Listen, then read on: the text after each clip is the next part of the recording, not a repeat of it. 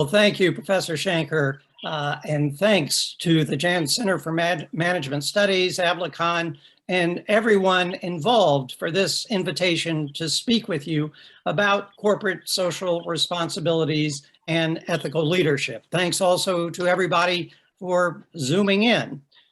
Give me a minute here to share my screen and begin my presentation. Today, I want to discuss with you the ways that prevailing ideas of corporate responsibility have changed over time, because we appear to be in the midst of a period of significant changes today.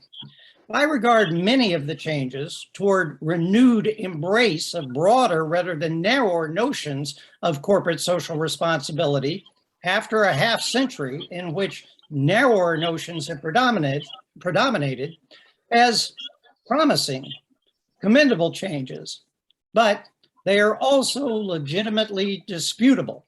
So I want to review the history of doctrines of corporate responsibilities, what is happening today, and some of the economic and ethical challenges raised by the changes that are occurring.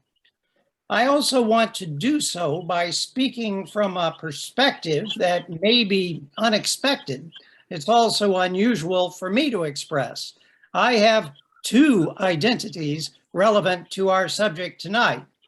The first, which you've heard about, is that I'm an old political scientist who has studied many things, including aspects of the political and legal history of corporations in America. However, my second, more secret identity is that for most of the last decade, I have been a corporate director, serving on the board of the J.M. Smith Corporation of Spartanburg, South Carolina. Before that, I served for several decades on the board of the directors of the H.D. Smith Corporation of Springfield, Illinois. I've held these positions because I am an hereditary corporate capitalist. J.M. Smith was my grandfather. H.D. Smith was my father. Both started their own businesses, largely family owned. I chose to pursue a different career, but out of love for my father, I have kept some connection to these family businesses throughout my life. And tonight I'll do something I haven't done before. I'll intertwine my academic account of the history and issues of corporate social responsibilities with a personal account of the history of my family's businesses. That necessarily means my discussion will focus on the USA, which I regret for this international audience. But the stories I will tell are in fact deeply intertwined, and I think they have some relevance to corporations and families everywhere. A friend of mine from India once told me the story of an Indian corporate leader who was criticized for nepotism for hiring his son. The corporate leader replied, "And who should I hire? Your son?" Though the dangers of nepotism are real, one point I will make is that in this era of huge corporations, often the ethics of a smaller family-owned business can facilitate valuable forms of corporate social responsibility in ways that may not be commonly appreciated. Today, many people tend to think of virtually all businesses as corporations and all corporations as businesses, but it was not always that way. In the 17th and 18th centuries in England and in its American colonies, most businesses were the unincorporated properties of their proprietors, their owner-managers, and many other businesses were unincorporated partnerships or joint stock associations, often based on written agreements about the contributions, liabilities, and responsibilities of those involved. To be incorporated, an entity had to obtain a special corporate charter, usually from the Parliament and the Crown in England or the Colonial Assembly in the North American colonies. At first, most corporate charters went to political bodies like municipalities, or to religious organizations, or to philanthropic charities and foundations, often called eleemosynary corporations. Sometimes, however, legislatures did grant corporate charters to for-profit businesses that they thought would be particularly beneficial to the whole community.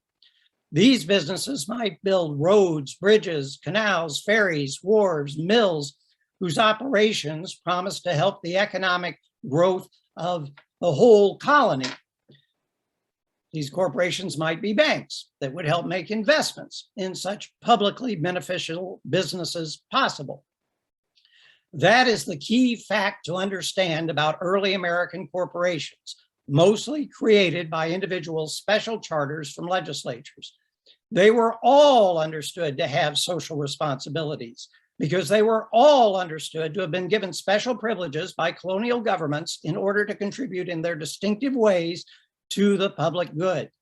Corporate charters were given to educational institutions like colleges to educate the native tribes and the colonists themselves. Corporate charters were granted to hospitals to aid the sick, and to charitable trusts to aid the poor, and to churches to encourage healthy forms of religion. And charters were given again to those special for-profit businesses that the colonial governors thought were most needed. But by the end of the 18th century, there were still only about 300 corporations in the United States. Most had incorporated after 1790, as the newly independent nation aggressively pursued developments of many kinds. They were mostly different kinds of public service organizations. Only 8 were manufacturing corporations. So in those days, the word corporation conjured up images of towns, churches, colleges, and philanthropic foundations more immediately than it did for-profit businesses. In fact, neither English nor American law made much distinction between types of corporations, political, philanthropic, businesses, precisely because they were all understood to be incorporated to serve the public interest. When in the early days of the new American National Republic, the US Supreme Court decided a major case on legislative powers over corporations, Dartmouth College versus Woodward, its ruling was universally understood to apply automatically also to business corporations, not just incorporated colleges, because business corporations weren't supposed to be all that different from publicly beneficial nonprofits. And again, they also weren't the most visibly dominant form of corporations. Nonetheless, in the new American states after the American Revolution, for-profit businesses increasingly sought to be incorporated because there were advantages to incorporation that made this form of business organization preferable to the going alternatives. What were those advantages? Let me stress 3 related ones. First, and most importantly, limited liability, which was and is a huge magnet for investors. Limited liability means, of course, that investors can buy into a corporation and receive a share of its profits. But if it goes broke and incurs great debts, the corporation, not the investors, is legally responsible for those debts. The investors may lose their investments, but they do not have to pay off all the corporation's debts from their personal funds. In early America, capital was scarce, and many businesses needed foreign investment to get off the ground. Limited liability, which unincorporated proprietorships and partnerships did not offer, was a huge help. The second advantage was perpetual legal life. If a proprietor of a mill died, it often wasn't clear who, if anyone, would run the mill and who would pay its debts. If you were a customer who depended on the mill, or if you were a creditor who was owed money by the mill, this was bad news. But a corporation could survive turnover in its management and owners, making it more likely that it would continue to provide its socially valuable services and pay its bills. Third, governing assemblies sometimes gave corporations special powers, especially the power of eminent domain, the authority to require other private property holders to sell their property to the corporation in return for what the law deemed to be just compensation. In this way, land could be acquired for a toll road or for extending a canal or an array of commercial docks. These were pretty terrific advantages, all justified in the name of the contributions to the public that business corporations, like other corporations, were expected to make. So in those days, to raise the question of whether corporations had certain social responsibilities would have sounded strange. Everyone understood that corporations were given charters to be corporations precisely so they could fulfill certain social responsibilities. But as the 19th century proceeded in the US, things began to change. Not surprisingly, in the early days of the new American nation, the most valuable business charters often went to the leading families of the day, which meant the rich got richer. Not surprisingly, within a couple of decades, ambitious young men who were not from leading families became bitterly resentful of these advantages, these special privileges that a small percentage of Americans enjoyed, often at the expense of those who were trying to launch their own businesses, but who lacked corporate charters and the advantages they bestowed. These discontents, combined with the advantages the corporate form offered, generated a wave of new state laws in the 19th century that are known as general incorporation laws. These laws meant that special charters from state legislatures were no longer required to incorporate. Instead, the state legislatures set certain statutory requirements that all applicants had to meet. But as long as they did, anyone could now form a corporation. By the end of the 19th century, some states competed to have the most business-friendly incorporation laws so that many businesses would locate there, at least on paper. It's widely known that the eventual winner was and is President Joe Biden's home state of Delaware. Today, more than 50% of publicly traded companies in America are incorporated in Delaware, and more than 60% of Fortune 500 companies. The H.D. Smith Corporation was based, as I said, in Springfield, Illinois, and for decades served only the middle of America, but it was incorporated in the East Coast state of Delaware. The rise of general incorporation laws meant over time that most businesses in America came to be incorporated, and this new reality shifted conceptions of corporations' social responsibilities. Now, corporations were thought of primarily as businesses, and it was understood that most corporations sought to earn profits in competitive markets. They were still understood to provide services to the public, but these were increasingly understood as services valued by consumers in the marketplace, not by governments bestowing privileges. This transition was far from total, and it was far from uncontroversial. In the pre-Civil War period, Southern judges often challenged the legal privileges of corporations, denying that corporations should be considered legal persons. They did so in part because the Southern economy was primarily agricultural. Most Southern wealth was in the ownership of land and, sad to say, of enslaved persons. These were owned by individual proprietors, especially large plantation owners, not corporations, although the Southern plantation owners did business regularly with Northern corporations such as textile mills. Still, Southerners feared that as corporations spread, so would the power of the so-called free labor part of the American economy. They contended that, in fact, corporate wage laborers were worse off than slaves. Well, the Southerners lost out in the American Civil War.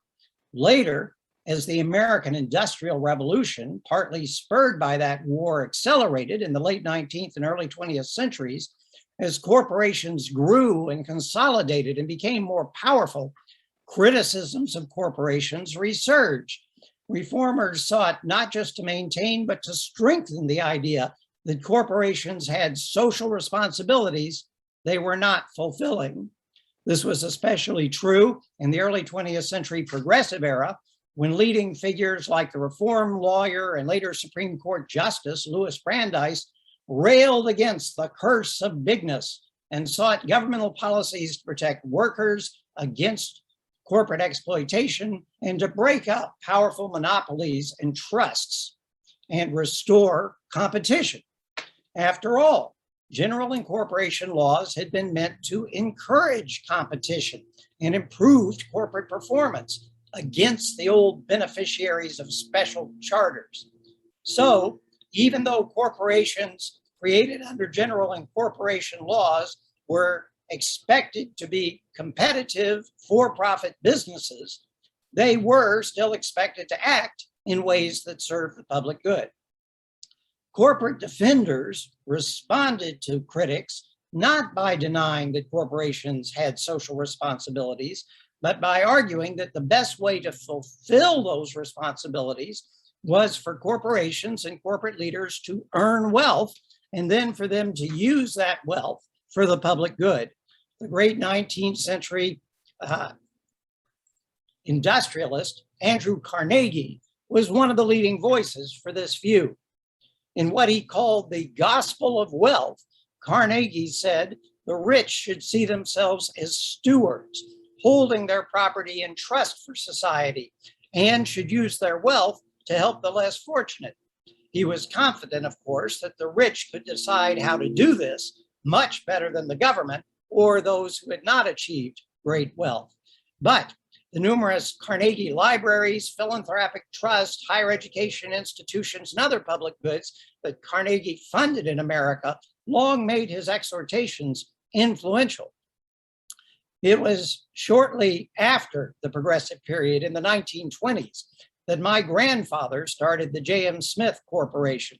After training as a pharmacist, he worked for and then managed to buy out a pharmacy in Asheville, North Carolina. Over the next 15 years, he acquired shares of ownership in other drugstores throughout North and South Carolina and Georgia.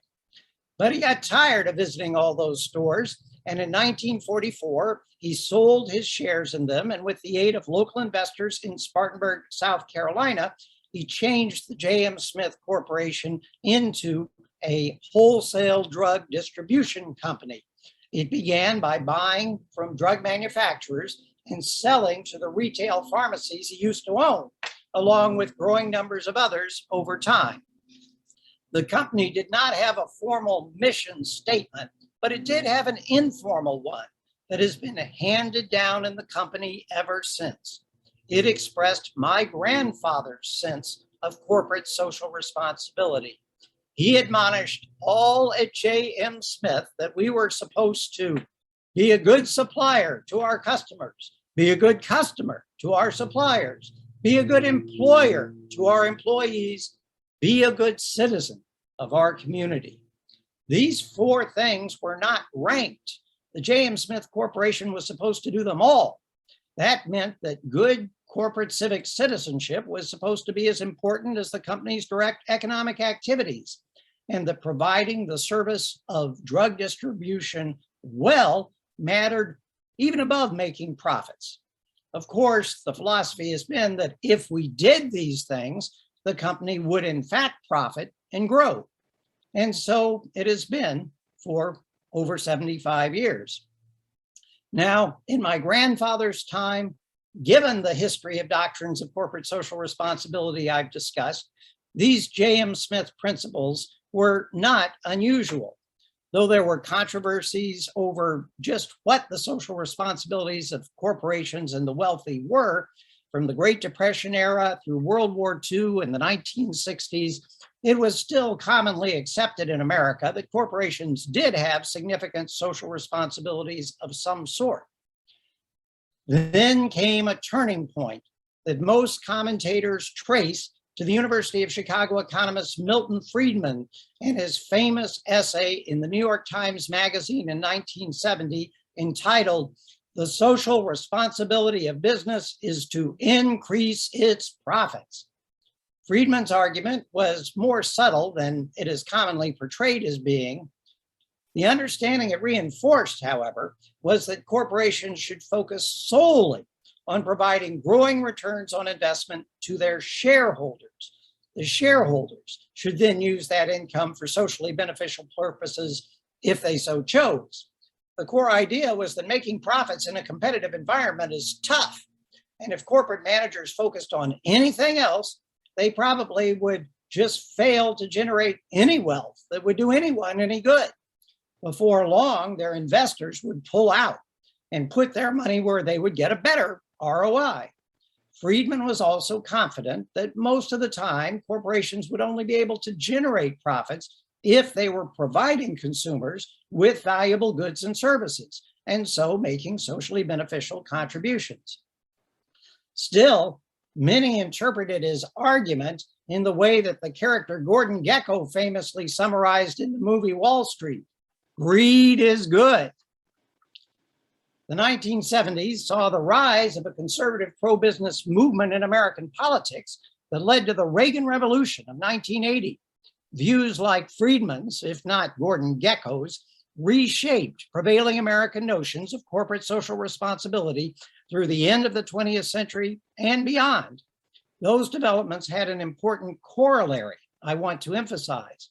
American notions of antitrust policy also shifted in ways that are commonly traced to the writings of Yale law professor and Reagan Supreme Court nominee Robert Bork. Bork and others argued that the only thing really wrong with the rise of oligopolies and monopolies was that that rise might permit huge corporations to gouge consumers with needlessly high prices. But if big corporations refrained from doing so, their economies of scale and their research and development capacities probably improved their contributions to their customers and society as a whole. Under the influence of these ideas, American antitrust enforcement diminished tremendously in the same period when Friedman's views of corporations' limited social responsibilities were gaining influence. And in many industries in America, oligarchies and virtual monopolies have grown ever since. We've seen this dramatically in the wholesale drug distribution industry. When my grandfather became a wholesaler in 1944, when my father started his own wholesale drug distribution business half a country away in 1954, there were over 500 drug wholesalers in America. Today, there are less than 30, and 3 companies, AmerisourceBergen, Cardinal, and McKesson, known as the Big Three, now control 95% of the market. They're able to do so because their size enables them to keep prices to pharmacies lower than small wholesale drug companies can afford to do. Those smaller companies, like my family's businesses, have to compete chiefly on quality of service, speed, and accuracy of orders delivered. Because the Big Three mostly do keep prices low, it's the manufacturers that jack up prices from time to time. The Big Three have been exempt from antitrust prosecution. As a result, the influence of the views of Friedman and Bork have had a major impact in recent decades on both the survival and the social responsibility practices of smaller businesses, like the 2 Smith wholesale distribution companies. After my grandfather's death in 1951, my father started his own independent business, the H.D. Smith Company, because without my grandfather's support, his plan to start a new branch in the distant state of Illinois, where my great uncle lived, was not supported by the outside investors in the J.M. Smith Corporation in South Carolina. My dad, therefore, started a wholly separate business in Illinois that was entirely family owned. This helped him to run his business and to practice corporate social responsibility in line with his and his father's views. Now, my dad was a great businessman, but not a greedy one. He preferred slow, steady growth that gave the family a sound financial foundation while leaving time for civic activities and a rich family social life. Because he did not have to show investors that he was generating greater returns than other investments might do, all the shareholders were family members who stood by him, he could reinvest in the business to enable long-term success, and he could make civic contributions. Under his leadership, both the H.D. Smith and the J.M. Smith corporations created philanthropic foundations so that not just their shareholders, but their employees could use the wealth the company generated for the public good. Each foundation encouraged employees to make gifts to the foundation, accompanied by a designation of the employee's preferred charity. Then the foundation would give double the amount of that employee's gift to that charity. My father also saw the family-owned business as providing us with something akin to what American yeoman farmers who own their own farms were supposed to have had back in Thomas Jefferson's day. The family businesses provided a secure financial basis that helped us feel free to speak our minds as citizens without dependence on any benefactor or government agency. But under the sway of the ideas of people like Friedman and Bork, American regulations created market conditions that have made it harder and harder for small businesses with strong senses of corporate social responsibility to compete. After my father's death 6 years ago, my brothers, who unlike me did go into the family business, eventually decided that it was now wisest for them to provide for the family by selling the company at last to one of the big three. The J.M. Smith Corporation, in contrast, is carrying on. But in all candor, our margins no longer allow us to make such substantial foundation and civic contributions as we have done in the past. So, weaker antitrust enforcement has made it harder for corporations with a J.M. Smith view of corporate social responsibility rather than a Milton Friedman view of CSR. It's made it harder for us to operate in accordance with our values and survive. But as I said at the outset, things are changing today. Not only are the media increasingly critical of the view that a corporation's only responsibility is to maximize returns to shareholders, many leading corporations, including the 200 major businesses that comprise the Business Roundtable, are publicly announcing that their focus is no longer simply on shareholders, it is on all stakeholders, whom the Business Roundtable's president has recently defined, much like J.M. Smith, as including customers, employees, and communities. This, I should stress, is a change for the Business Roundtable. In 1997, it declared instead that the principal objective of a business enterprise is to generate economic returns to its owners, very much as Milton Friedman had said. If you want more evidence of change, just Google corporate social responsibility. You'll find lots and lots of sites showing that there is at least a huge amount of talk of change from many sources. Why is this occurring? Let me briefly suggest 4 factors that I think are clearly contributing. First, mounting economic inequalities, with more and more wealth concentrated in the hands of corporate leaders who are compensated at scales far beyond those that prevailed through the 1970s. These inequalities are prompting resentments. Second, mounting concerns over the costs of climate change, with the perception that powerful corporations have made profits at the expense of the future of the earth. These concerns greatly add to those resentments. Third, mounting concerns over oligopolies and monopolies are contributing as well, with the new giant tech industries in particular increasingly seen as dangers to consumer privacy and even public safety.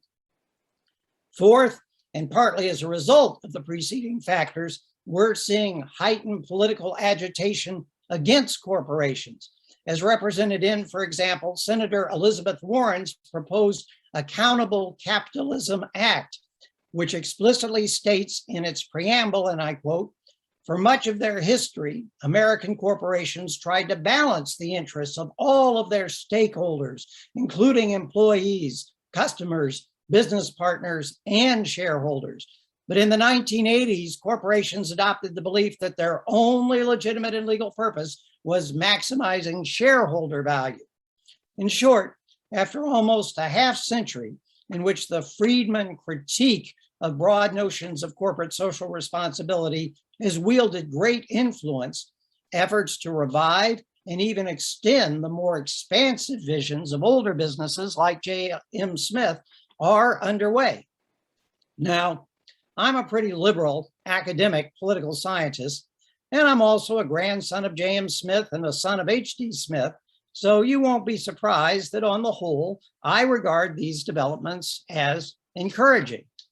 But My own chosen career requires me to be as intellectually honest as possible about ascertaining their strengths and limitations. So let me close by noting 3 reasons we might worry about this move from a focus on responsibility exclusively to investor shareholders to a more broadly socially responsible concern for all stakeholders. First, we can't rule out the possibility that in the end, it's all just talk. In practice, the imperative to reward shareholders may still dominate the operation of all corporations, at least all corporations that survive in the competitive marketplace. Because the J.M. Smith Corporation is not exclusively family-owned, I know from personal experience what it is to wrestle with doing what you think is best for the company and the community in the long run, and what may disappoint shareholders right now, perhaps causing too many to take their investments elsewhere. Second, we have to question how effective corporate social responsibility efforts can be in our deeply interlocked global economy. As part of the movement to renewed corporate social responsibility, we're hearing a lot about ESG investing in companies that are good environmentally, good in their social and community practices, good in their governance and labor practices. Since the time I served as president of the American Political Science Association in 1918, all of that association's investments have been shifted into ESG companies, as are all of my own. But the reality is that all those ESG companies inevitably do some business to some extent with companies that are not ESG, that are environmentally abusive, that have bad labor and social practices. That's no excuse for not trying to foster greater corporate responsibility, including in our investments, but it's a sober recognition of how difficult that goal is to achieve. Third, there remains the Milton Friedman worry, really a twofold worry. Corporations often are not really skilled at much except how to provide the particular goods and services they do. When they pursue broader social goals, they may simply mess up, doing more harm than good. And the harm they do may include not running their businesses in economically efficient, profitable ways. Unless you're looking for a nice bankruptcy as a tax write-off, running a business into the ground generally doesn't do anyone any good. In the end, however, I think these worries amount to unduly negative thinking. We may not do a perfect job if we try to expand or really to restore our visions of corporate social responsibility. But if we pursue them intelligently and consistently, and and this is a big if we have laws and public policies that aid instead of punishing companies who take corporate social responsibility seriously, I think there is a real chance that we can reach a higher corporate standard than we have in recent decades. I guess I still believe that if corporations do a better job of being good customers to their suppliers, good suppliers to their customers, good employers to their employees, and good citizens of their communities, we will find that in the end, corporate social responsibility is a good thing after all. Thank you. Thank you so much, sir, for conferring your valuable views and sharing your profound ideas. It's been indeed a pleasure to listen to you and your in-depth thoughts. Now we'll take some questions. Fine, sir? That's terrific. Yeah. Before I move ahead with questions, I would like to tell you, sir, that we have Varsha, voice is not coming. Varsha, ma'am, you can get connected. In our institute, Center for Management Studies. Now? You are not audible properly. Can you get connected with a better internet? Just a moment. By that time, Shiva, you can take the questions. Yes, sir. Yes, sir.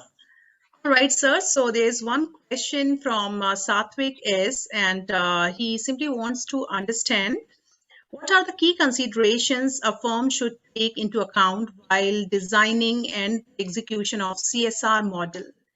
Will CSR ensure sustainable business in modern business era or not? We do have evidence that the investment in ESG companies is as profitable as investment in companies that are not ESG. And that is possible only because it is possible for corporations to act in socially responsible ways and still make money. You do have to be strategic about making sure that you are canvassing alternatives for resource development in ways that take advantage of renewable resources when you can. If you're in that sort of business, or companies that rely on renewable resources, you have to be conscious of structuring your labor force in ways that pay living wages, but provide affordable labor expenditures and so forth. These are really, though, standard kinds of business calculations. And what's happened now is that precisely because we do have a movement for corporate social responsibility that includes environmental, labor, consumer safety concerns, there are many more alternatives to operate profitably in a socially responsible way than there were in the past. You just have to look for those opportunities. Well, thank you so much, sir, for answering the question quite in detail, quite in depth, and for a better understanding for all of us. Thank you once again, sir. Dr. Varsha, would you like to come up for the next question? Am I audible now? Yes, you are audible. You can go ahead. Yeah, I wanted to check. Am I audible properly now? Yes, audible. Go ahead. Okay. Yes, sir. So first of all, thank you so much for accepting our invite. And I was trying to say that we have a full-fledged research cell set up in our institute, Center for Management Studies, Jain deemed to be university. And we have few students from our student research and development cell Vidyan. Dr. Varsha, I would ask you to take a pause here. Again, we are having some... Keen to listen to you. Okay. And they are very much passionate, and they are quite... Thank you, Dr. Varsha. Yes, am I audible now? Am I audible Yes, now? yes, Dr. Varsha, you are audible. Yes. Okay. Here we can move on to the very first question from so our I will SRDC go ahead with student. Yes. Students? Yeah. Radhika? Dr. Shiva, you can take the questions, please. Yeah. Yes, sir. Right, so we have a few students from SRDC, Research Cell of CMS, and they have a few questions to ask. So I would like to ask the first student to go ahead with a question, please. Radhika, you can ask your question. Yes, ma'am. Hello, sir. It was wonderful listening to you. It was insightful session. I'm Radhika, and I have a question for you. So my question is constitutionalism a reality in underdeveloped democratic nations? Sorry, is what a reality in underdeveloped nations? Is constitutionalism a reality in underdeveloped democratic nations? Constitutionalism, are you asking? Yes, sir.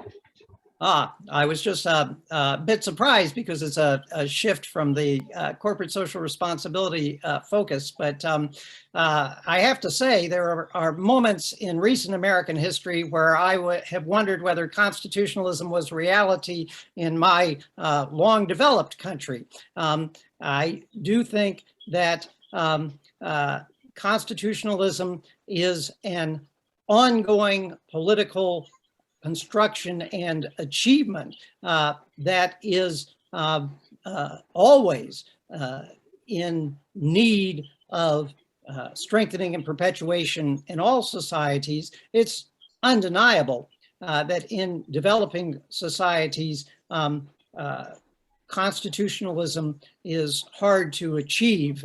It is vital, necessary.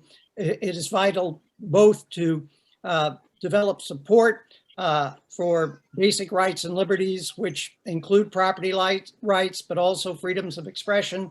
It is important to achieve effective democratic institutions. And both those things are by no means natural or automatic. They usually represent a significant departure from the traditions and practices of particular regions, even though there are also always elements indigenous to those regions to build on.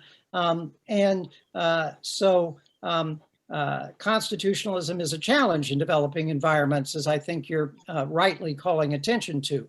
At the same time, that doesn't mean it's impossible or that we should abandon it in favor of more authoritarian forms of government in order to promote economic development. There's an old debate about whether you can achieve economic takeover without authoritarian measures. When I was a college student, it seemed a lively debate.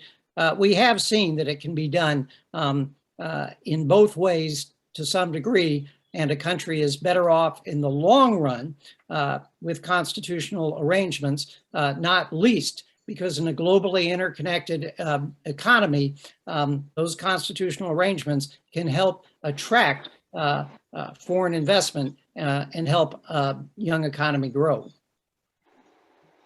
Thank you, sir. Thank you for answering the question. It was clear enough. Thank you.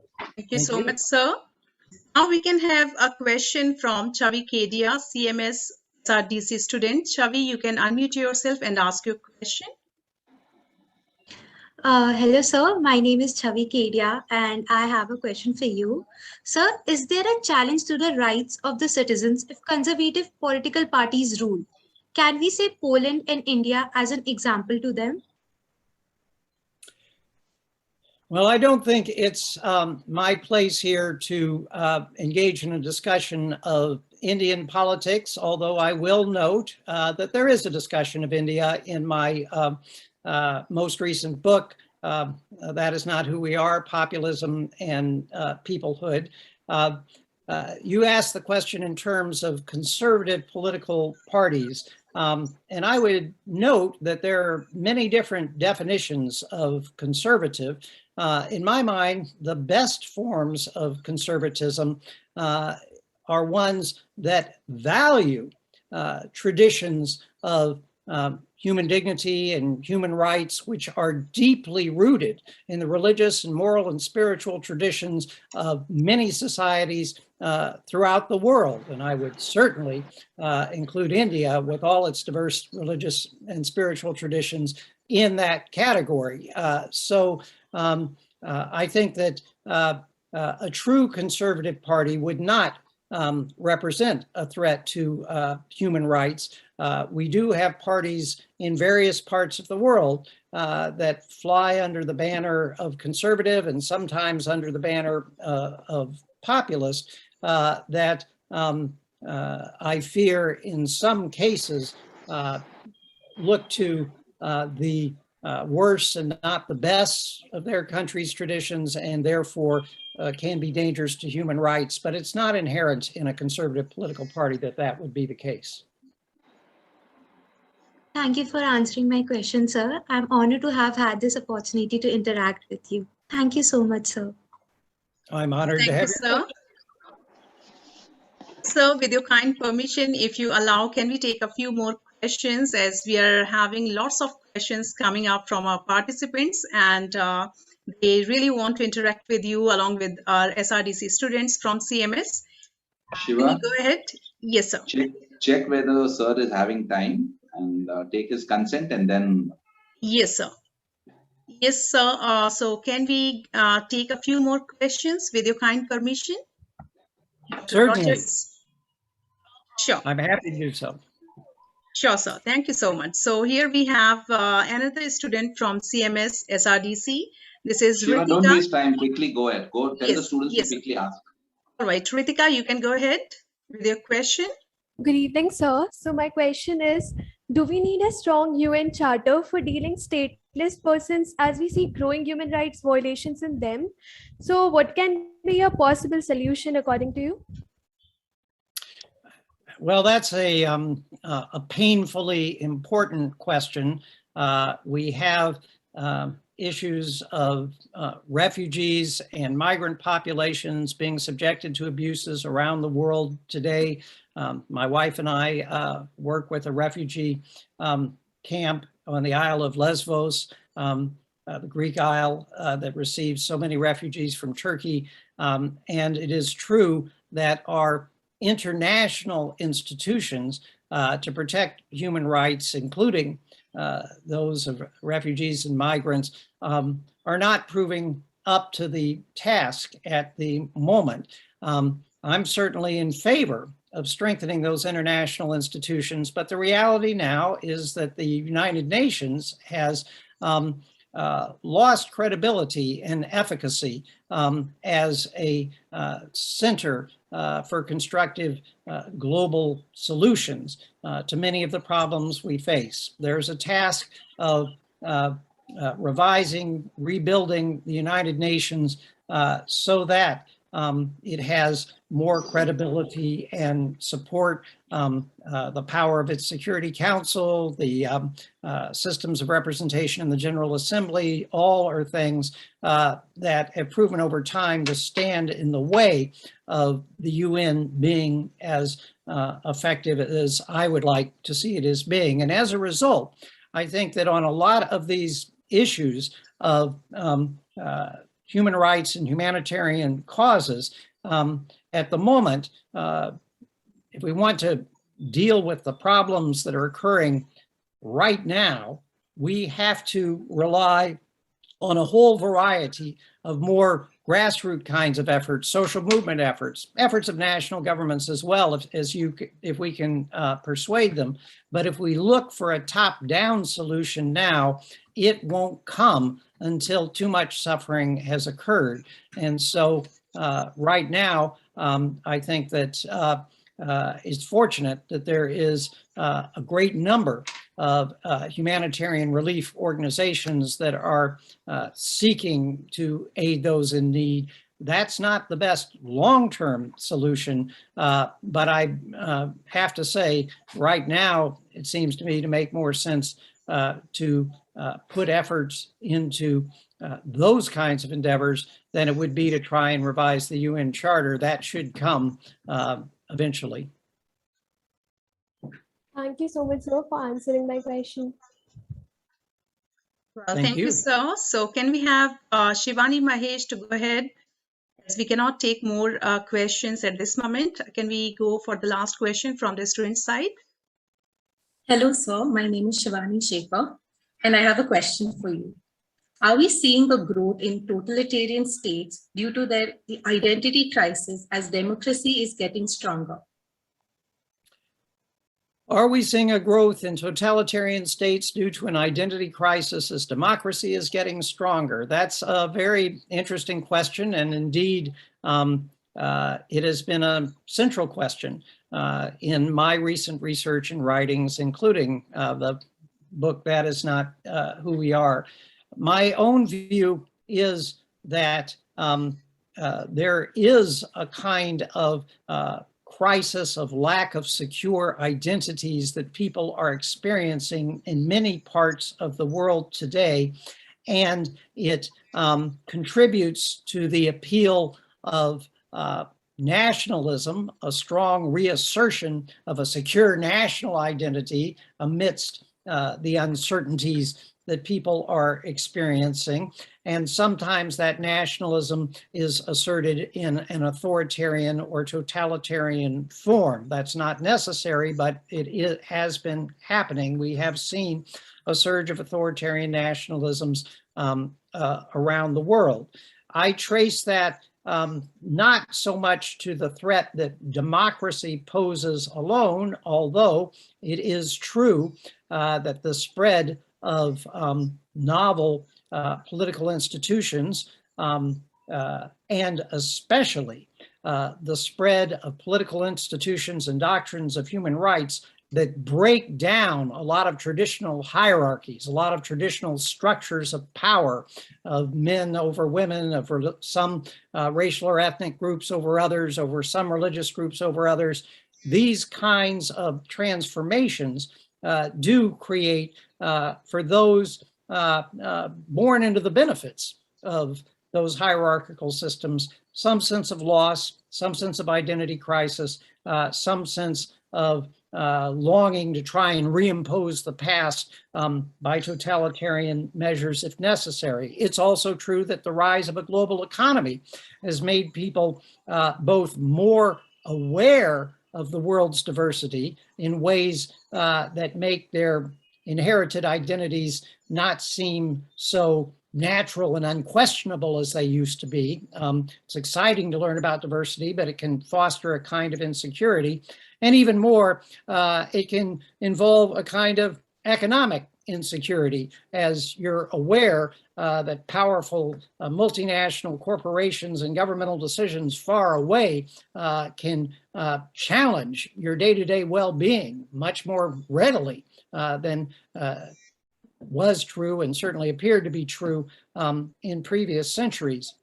So I think that there's a range of economic, social, and political developments that are making people's senses of identities seem less secure and certain. And this does foster a social and political psychology that can respond to the appeal of totalitarian measures that promise to restore order and sometimes traditional systems of hierarchy and privilege. I think that there are ways of making those who are experiencing change as threatening feel less threatened without simply holding on to the old systems of inequality and exclusion. But finding those ways is, in my mind, the central political challenge of our time. Thank you so much, sir, for answering my question. Thank you so much, sir. Shiva ma'am, am I audible now? Yes, you're audible. You can go ahead, ma'am. Thank you so much. My internet was not supportive enough.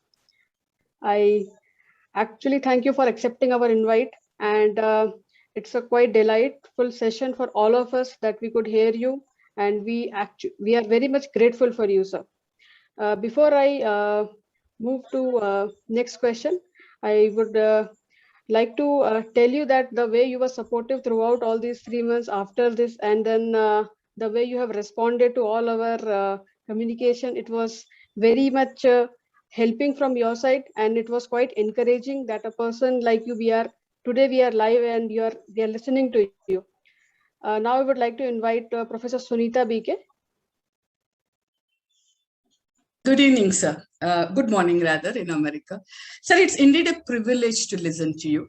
I think me and my colleague Shankar Prasad, who teach corporate social responsibility for our students, were excited the day he accepted our invitation.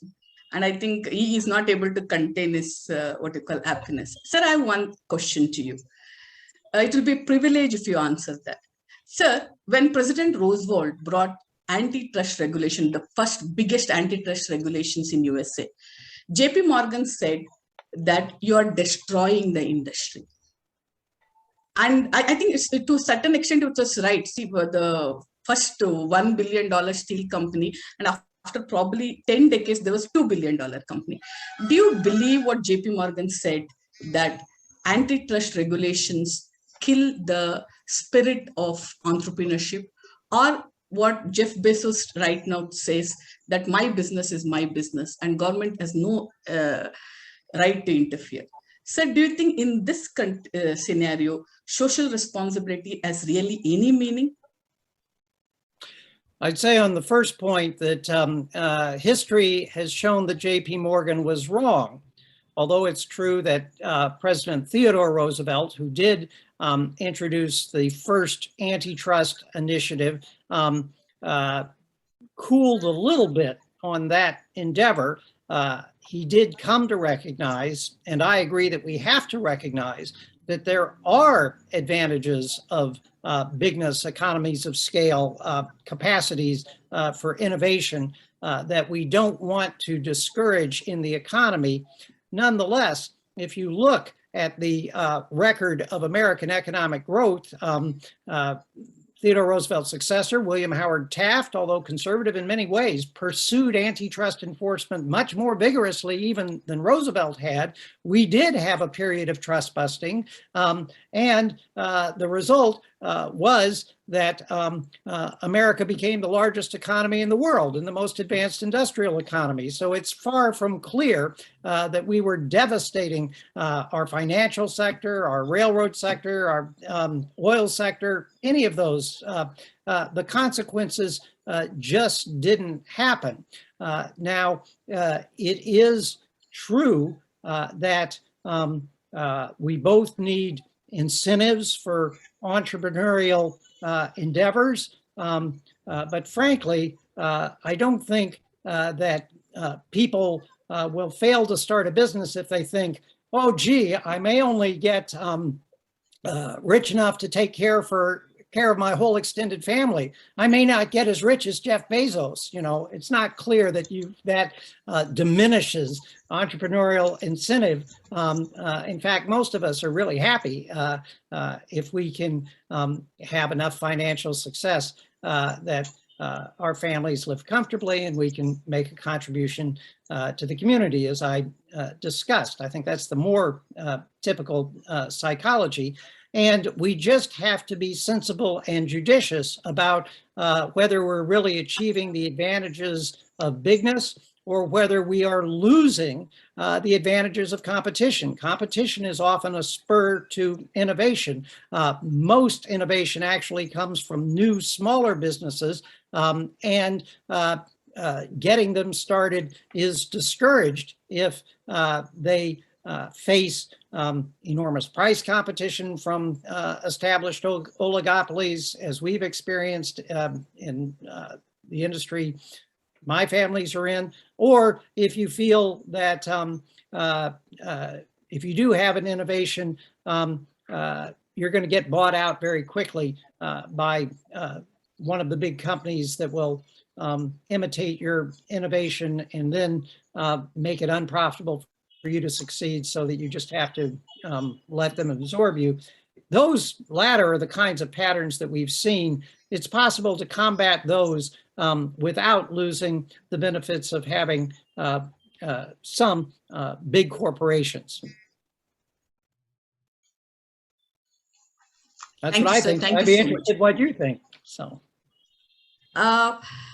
Sir, I think in India, in terms of corporate social responsibility, if I am coming from the Indian point of view, we actually realized our corporate social responsibility only when it was regularized through a law. I think most of the panelists will agree, and our concept of social responsibility changed when we started defining it. Probably like how in USA, when Roosevelt changed the way companies behave. So our Companies Act of 2013 changed the way we started looking at CSR in India. So this gives me an immense, yes, sir. I was just going to say that's an excellent point, and I think this may well be in an area where the United States and other countries could learn from your example. But go ahead and finish what you were saying. No, sir, I just had to give you a vote of thanks for you. Well, I did end my talk by saying that we need laws and public policies that encourage companies to adopt expansive CSR policies. It does cut against the American anti-regulatory grain to require those CSR measures. And so I personally would prefer to do it through structures of incentives more than strict regulations. But as you say, that might not work, or it might not work in all contexts. In the US, what is most objectionable is that we have had policies that have actually rewarded anti-competitive behavior, have aided the creation of oligopolies and monopolies, and have done so on behalf of companies that were not practicing, in my view, any really defensible form of CSR. So you're absolutely right that the question of what laws and policies require and assist is central to this. I don't have all the answers on what those laws should be, but that's a great focus for academic researchers like yourself, and I think for everyone involved in their political communities. Thank you, sir. One of the greatest footballers of our times, Lionel Messi, said, "I never tried to hide the fact that it is my intention